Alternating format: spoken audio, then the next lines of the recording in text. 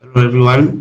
So today we want to be discussing why trading the volatility index it's so easy. So I think most people they like over like made like they over sold volatility index in terms of making it a bit complicated than it is. Like trading currencies, it is challenging, but trading volatility index for me, I find it to be one of the easiest uh, thing to trade actually whenever you're trading forex. So looking at this pair, right, as you can see, the market has been moving upwards, forming a series of higher highs and higher lows, definitely respecting Dow theory.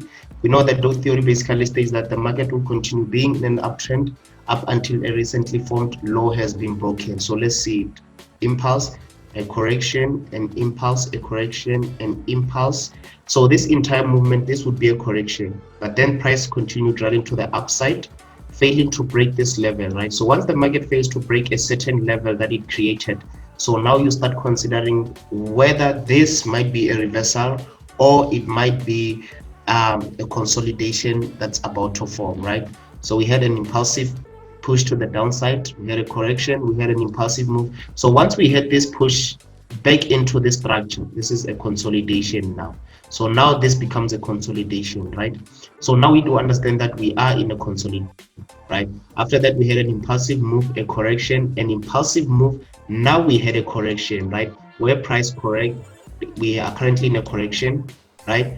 So remember that within an impulsive move, correction, you can have like within a correction, you can have an impulse and a correction depending on the time frame that you're actually looking at that particular market, right?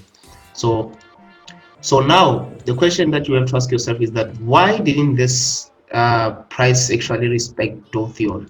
Then you have to convert it to a line graph just to understand it perfectly. So now converting it to a line graph, you can see that this is actually a consolidation, right?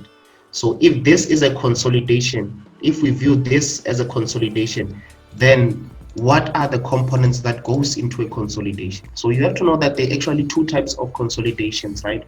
So those two types of consolidations, we have the accumulation phase, we have the distribution phase. So this right now we view it as an accumulation phase because it leads to an uptrend, right? So a distribution phase is the one that leads to a downtrend, right? So question is what goes into consolidation or what goes into this accumulation phase or distribution phase. So there are certain things that actually go into consolidation. So one of those things that goes into consolidation, it's something that we refer to as a controlled price, right? So basically a consolidation, it can be it's a consolidation, it's referred to as a fair value area, right? So what are the components of a fair value area? So a fair value area basically is an area that buyers and sellers, they view it as an area that they are satisfied with. But a control price, it's a level that buyers and sellers are happy with, right? So you've got a control price, right? You've got excess price. This is referred to as an excess price where the market makes a false breakout. So question is what are the importance of an excess price, right? So excess price, the importance of us having an excess price is that an excess price is something that actually activates traders. So breakout traders, they get activated whenever the price spikes below because they trade the breakout of a certain level. Because if you can see, as you can see here, this is actually another level that's of interest. So right, so this is actually a support level. So the other components that go into a fair value area, you've got a support, a resistance, an excess price, a controlled price, right?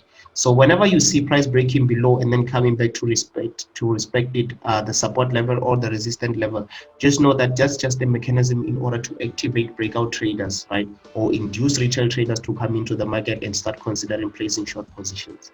So now we had this push to the upside because we do understand that this is actually an impulsive move. This entire move, this is an impulsive move, this is a correction, and then finally we had what? An impulsive move, right? So but within that impulsive move, we had what? An impulse, a correction, and then now we are an impulse, right? So we can view this entire movement push to the downside as a correction. So market correcting this entire push to the upside. So those are one of the factors that you have to take into consideration when analyzing. You see how easy it is to analyze volatility index. This is like one of the things, like the name volatility index does not even it's a literal explanation of itself, right? So when you say volatile, basically you're saying what? They are less participant, therefore they are more aggressive moves, they are more rapid moves, and then that's one of the things that you have to understand. So you have to understand that in a market that consists of high levels of volatility, therefore if the levels of volatilities are high, that means the levels of liquidity, they are low. So the market is not liquid, it's illiquid. So when the market is illiquid, that means it consists of fewer participants. So now where people can or where participants can buy this particular index, they can buy it at different price levels, right? So there's really no competition for a price. So that means that buyers and sellers are not competing over a price. So that's one of the things that makes it easy to analyze this pair, right? Okay, now let's view this thing in terms of this, right? So we had an impulsive move, a correction. So now we were looking for ways to push price to the upside. Let's go to a 4-hour time frame. So you see, when you go to a 4-hour time frame, everything is self-explanatory, right? This is where I actually took my long positions. I've actually closed my long positions as I've hit TP. This was my TP. I've hit my TP. So now if I hit TP, what is the next move?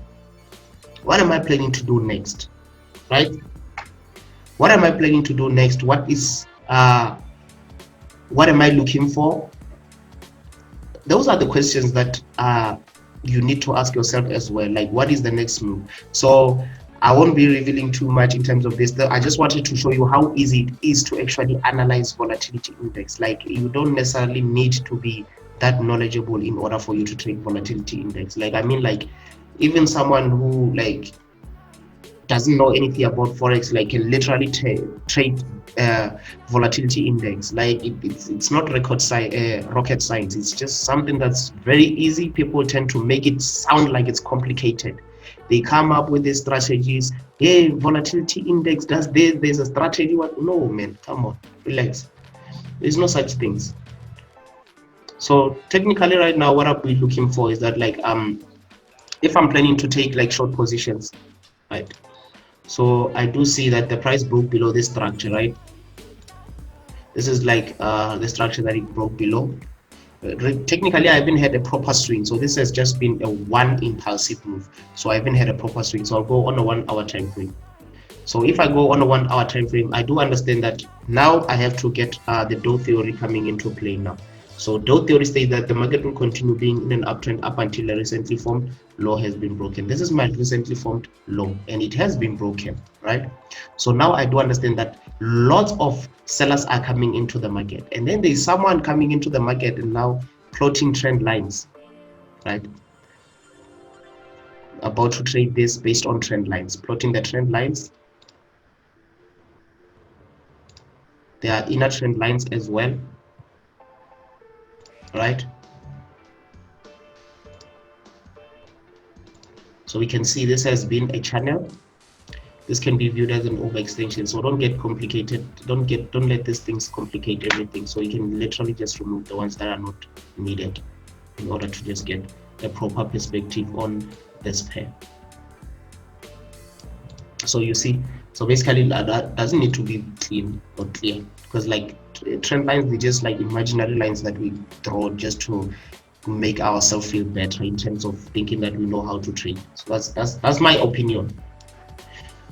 So right now, like what I will be looking at right now, if I start considering taking short positions, so what I'll be looking at is that I'll be looking for price to actually push to the upside, right? Pushing to the upside, maybe giving me that potential or giving me that formation of a right shoulder of a head and shoulder pattern. So if I do get that right shoulder of a head and shoulder pattern, I know that this right shoulder actually confluences with my supply zone. So upon the retest of a supply zone, that's where I would definitely be considering taking short positions. But know that the short positions that I'm taking, they are short-lived. The entire movement here is bullish, but the short positions that I'll be taking, there'll definitely be a hedging mechanism, me trying to hedge this position in order to push price further to the downside, just to get that proper retracement. So right now I do understand. So if I don't get this push to the upside, what can I expect? I can actually expect something like this. I can expect something like this. Maybe something like this. Just get that nice. This is what we call a corrective structure. This will be a bearish corrective structure, right? So I'll be considering taking short position based on the formation of a corrective structure. Then I will take short position upon the breakout of that corrective structure and continue pushing price further to the downside. So remember that the depth of the correction also depends on the amount of retail traders coming into the market and placing short positions. So that's my intake on volatility index and how easy it is for us to trade it. So I won't be revealing much on terms of like what I expect to do after I've got the retracement or everything. But like if you interested in like being a part of our team, just DM me so that we can talk and then see how we can actually position you in our team. So because like in our team we've got like a lot of people that are very dedicated, and then they take the crookeds with the straights, like irrespective of how the market is, they always try to push and then kind of like keep a positive mindset in terms of forex, because we know that this is just it's a big challenge and it requires time. So just make sure that you hit the like button there, and then just comment and tell me how you find most of the IGTV that I actually post. Thank you.